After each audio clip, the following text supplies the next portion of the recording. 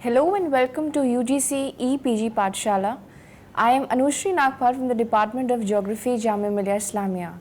In this episode, we will learn about aeolian land features which comes under the paper Geomorphology. Learning objectives of this module are: number 1, learning about the aeolian landforms; number 2, aeolian environment and processes; 3, types of aeolian land features; 4, aeolian erosional land features, aeolian depositional land features, and finally desertification, its definition, problem and prevention. Aeolian environment. All land features formed by the wind are also called aeolian features after the name of the Greek god of wind, Aeolus. Wind, although present everywhere, is a powerful agent of landform creation only in regions that are dry and mostly free of vegetation cover. Wind erodes, transports and deposits small particles like sand, but may move even larger particles under special conditions. These processes lead to a variety of features. The scale of features ranges from very small to a vast expanse of several thousand square kilometers. The main features are hollows and grooves on rocky surfaces and mounds of sand. They have different shapes and sizes and are named and classified as such. Arid, semi-arid and subhumid climatic conditions are best suited for aeolian features, as have been shown in figure 1. These drier parts occupy central and western regions of the continents that are on the leeward side of the easterly rain-bearing winds coming from the oceans. Processes of wind action. The three main processes that play a vital role in development of aeolian landforms are: number 1, erosion by wind; number 2, transportation by wind; and number 3, deposition by wind. First, erosion by wind. Wind erosion follows two different processes. First, abrasion, and second, deflation. Abrasion. When strong winds blow and carry sand particles with them, they attack rocky surfaces in the path of flow. This is known as sand blasting. According to Bagnold, wind can lift sand particles only up to a height of 45 centimeters or 2 meters at the maximum. As such, abrasion by sand blasting is limited to a zone close to the surface. Blackwelder has classified 3 different impacts of abrasion. First, polishing and pitting; second, grooving; and third, shaping and cutting smooth surface on the windward side of the rock, also called as facetting. B. Deflation. The process of lifting dry and loose particles and carrying them away is called deflation. Both the size of the particles and wind velocity play an important role in deflation. According to Richard Huggett, particles with 100 micrometers diameter are most suited for deflation. Particles larger than this cannot be lifted and carried unless the wind is especially strong. Deflation transports sand only to a limited distance. On the other hand, fine particles show a tendency to stick to each other and are not easily carried away by wind deflation. But once the finer particles are picked up, they can be lifted up vertically higher up, kept afloat and transported to great distances. The process of deflation leaves hollowed features in its wake. Dust storms are another evidence of wind deflation, as have been shown in figure 2. Second, transportation by wind. Once loose particles are picked up by wind, they are transported away by 4 different processes. First, creep; second, suspension; third, saltation; and fourth, reptation. Each has a different role in landform creation. First, creep. This mode of transportation involves movement of particles along the surface. Particles are pushed ahead as they roll and slip across the surface. This process influences larger grain size like sand and even pebbles that cannot be lifted but can be pushed by strong winds, as has been shown in figure 3. B. Suspension. Smaller particles with a diameter of less than 100 micrometers are light in weight and can be lifted above the ground by wind eddies. Once these start floating, they keep moving at a height until the force of wind totally dies out.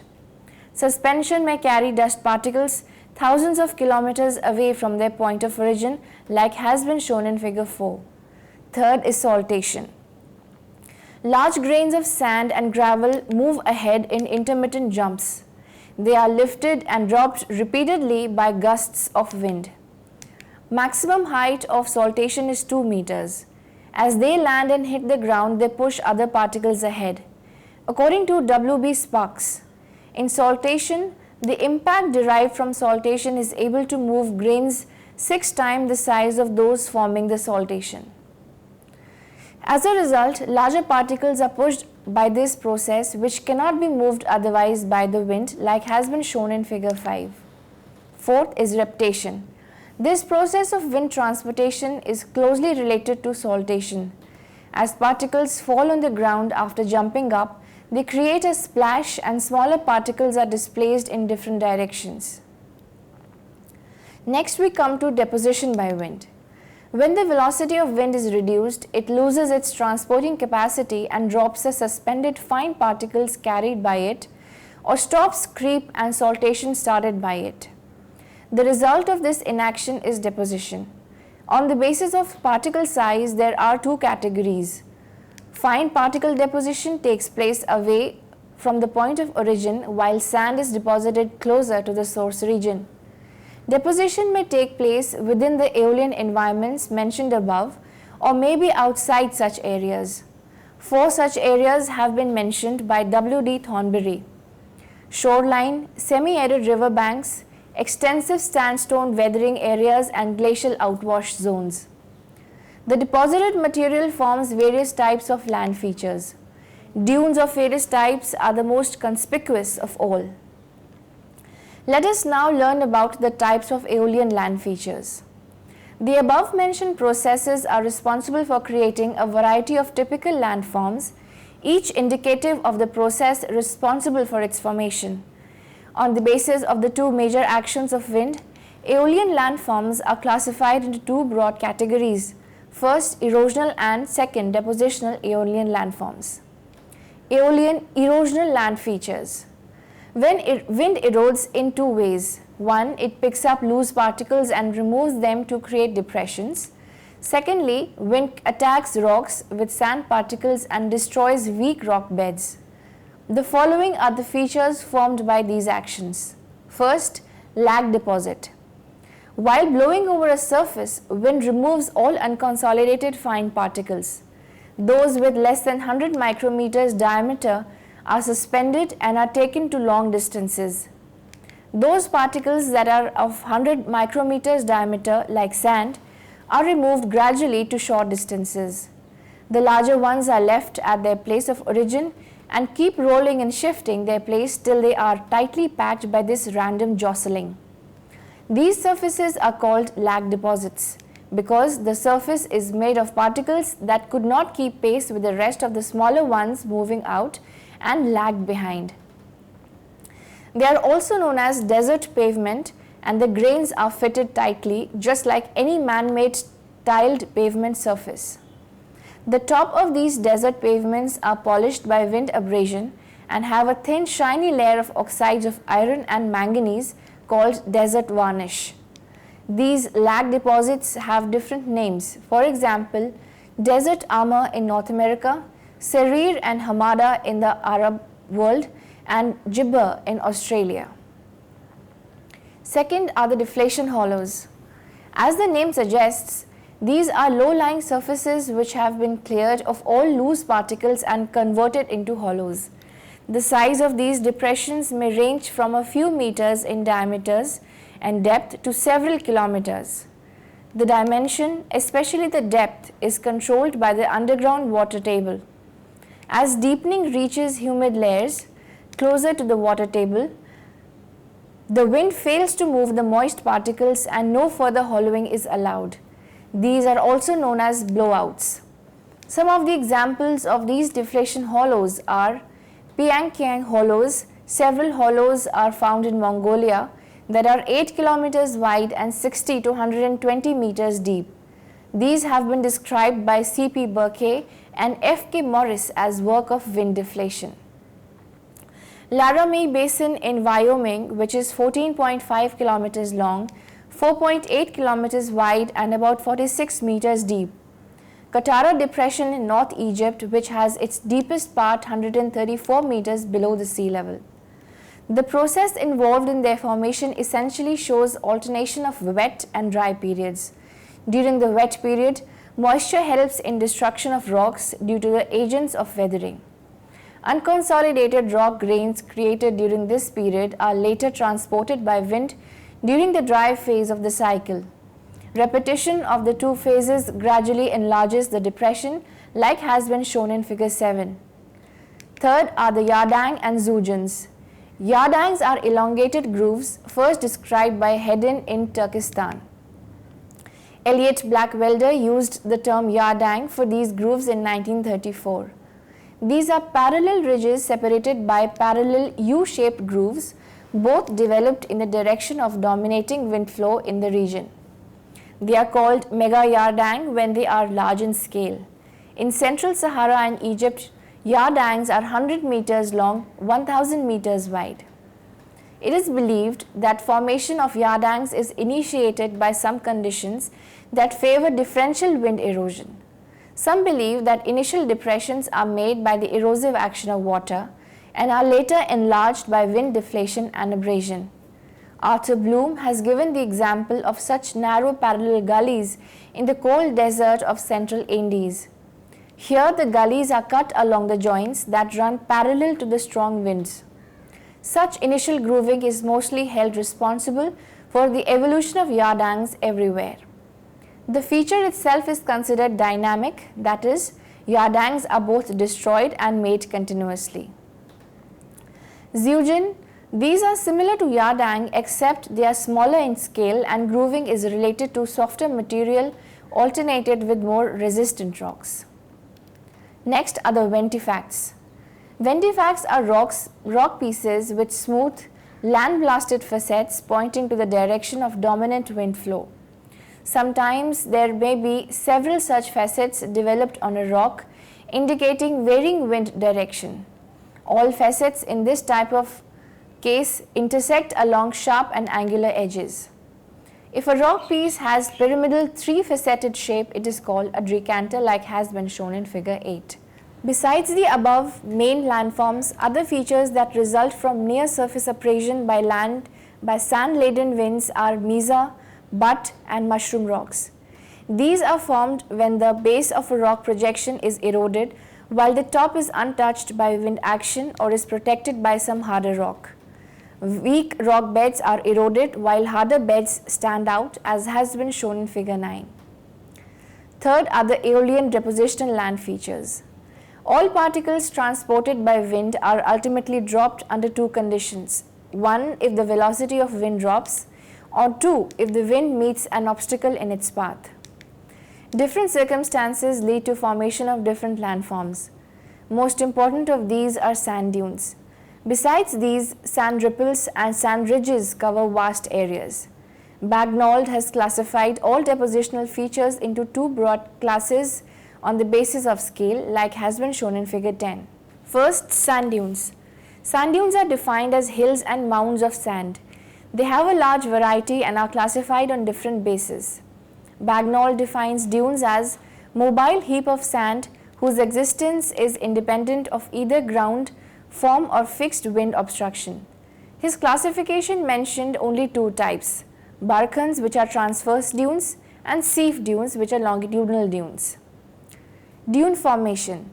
All dunes have more or less similar morphology and require similar ideal conditions.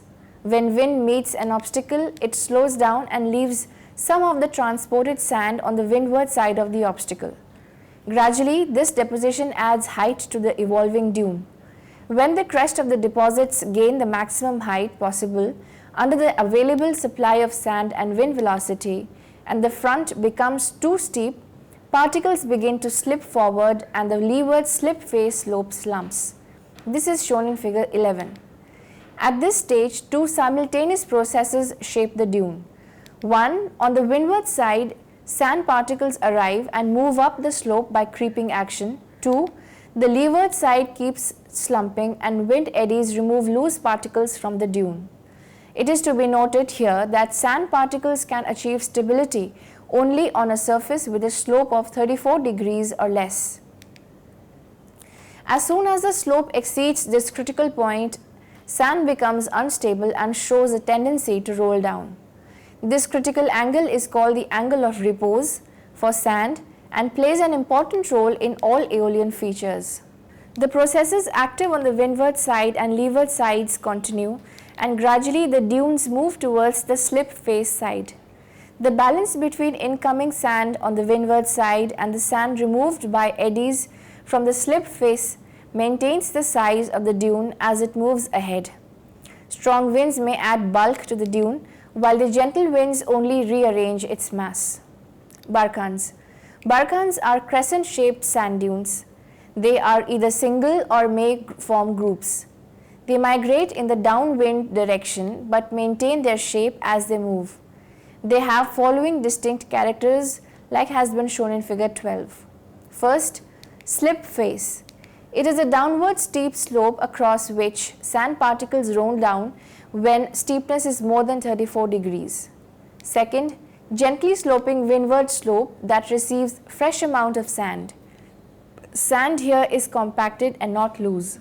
Third, a sharp lip marking the meeting point of the two slopes. Fourth, two limbs or horns gradually tapering and pointing downwards. Fifth, they develop on rocky or lag deposit surfaces. Sixth, their height ranges from 0.5 to 100 meters. 7. Their width ranges from 30 to 300 meters. 8. They form under unidirectional winds. And 9. They can move at a rate of 40 meters per year. 10. When several barkhans join their horns, they form their transverse dunes. Seef dunes. Seef dunes are linear dunes with their axes aligned parallel to the prevailing strong winds. Its crest runs along the length and is marked by a sharp edge. Hence, it is also called sword dunes. There are several theories to explain it. One theory believes that seef is a result of bidirectional wind pattern. The longitudinal or seef dunes occur when the wind regime is such that the strong winds blow from a quarter other than that of the general drift of sand caused by the more persistent gentle winds. This is according to Bagnold. Seef are formed when gentle winds collect sand to form a normal crescent-shaped dune which is intermittently disturbed by strong winds, and the shape and mass of initial dune is modified. The two winds take turns to develop a seef in the following stages, which have been shown in figure 15. First, steady gentle wind forms a dune with two horns.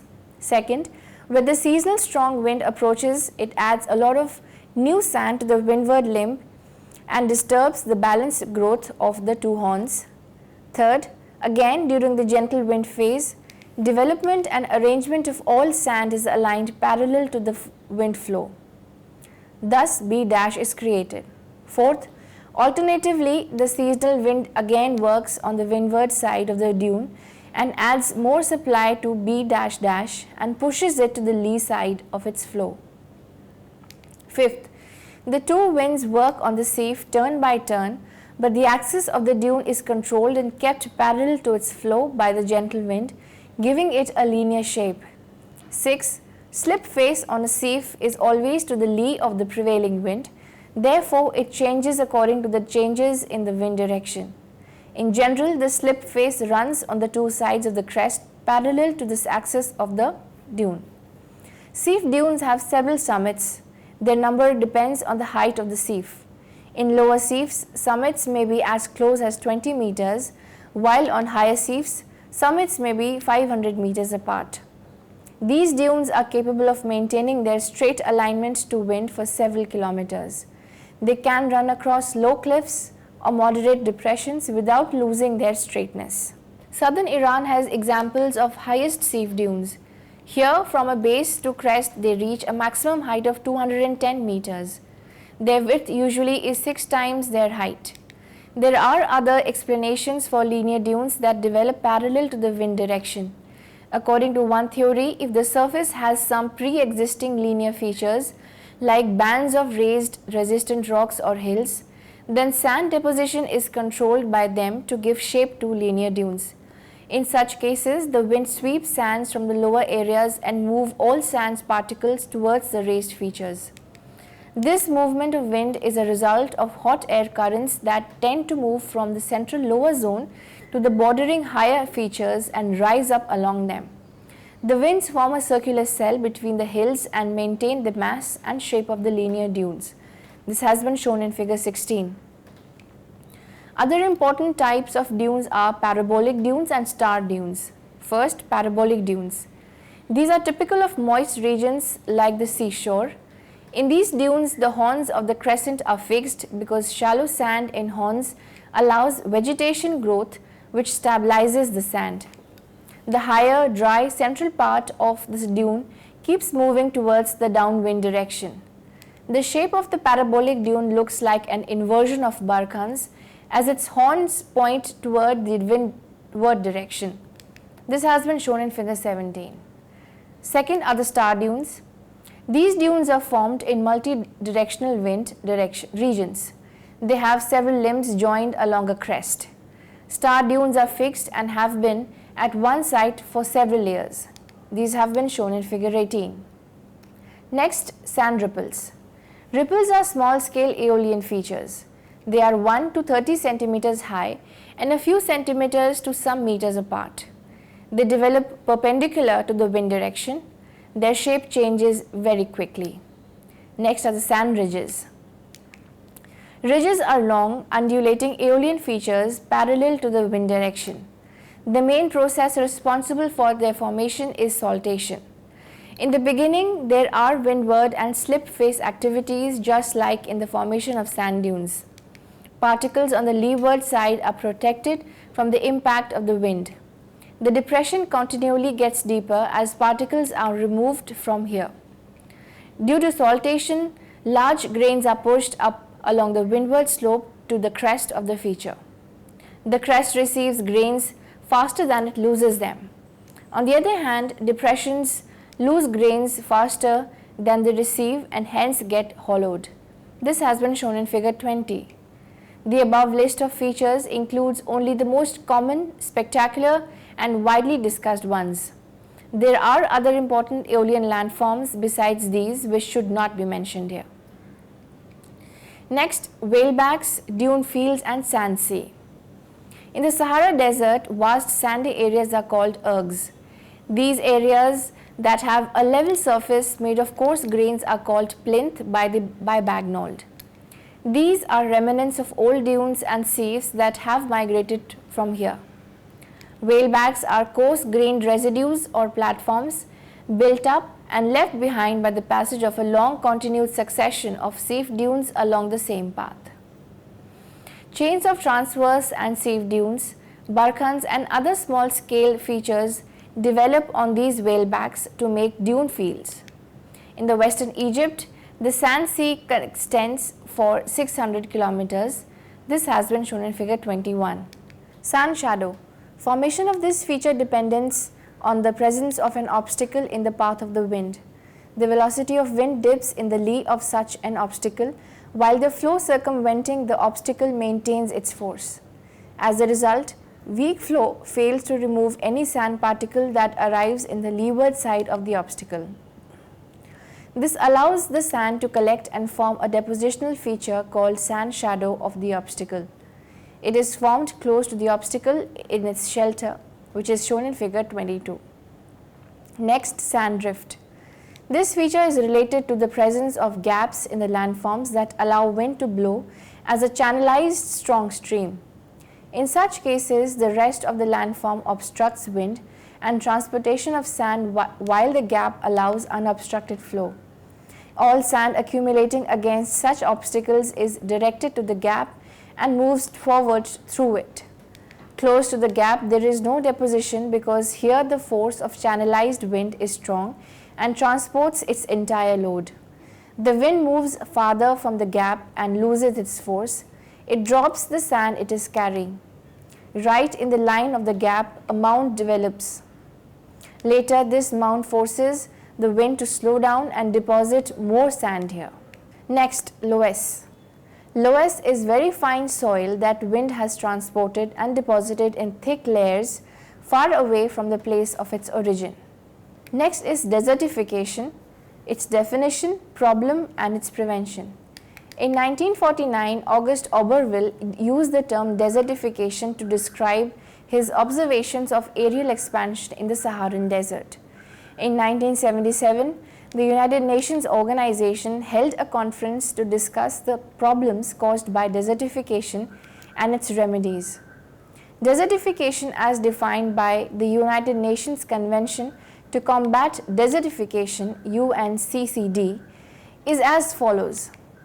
Although desertification can include the encroachment of sand dunes on land, it doesn't refer to the advance of deserts.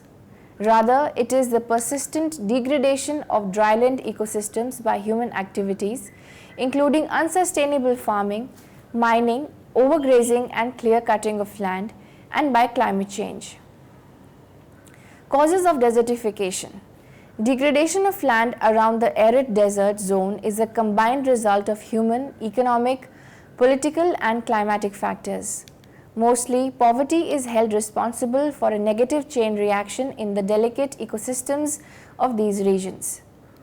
Overexploitation of soil through intensive farming, overgrazing and destruction of natural vegetation for fodder and fuel are considered the main reasons. Once the soil loses its fertility or vegetation cover, the barren surface is exposed to wind action and its top may be lost. Also, in some cases, adjoining desert sand is blown by wind and encroaches upon the non-desert areas. About 50 million people are threatened with the displacement due to desertification. Remedies for desertification. Sustainable agricultural practices, water conservation and rain harvesting are some suggestions to improve soil quality. Reforestation and checking overgrazing are solutions for prevention of soil erosion, as plant roots bind soil particles together. Tall tree lines are planted to break the wind speed and protect against encroaching sand from deserts. Some facts related to the impact of desertification. First, 2.6 billion people depend directly on agriculture, but 52% of the land uses for agriculture is moderately or severely affected by soil degradation. Second, land degradation affects 1.5 billion people globally.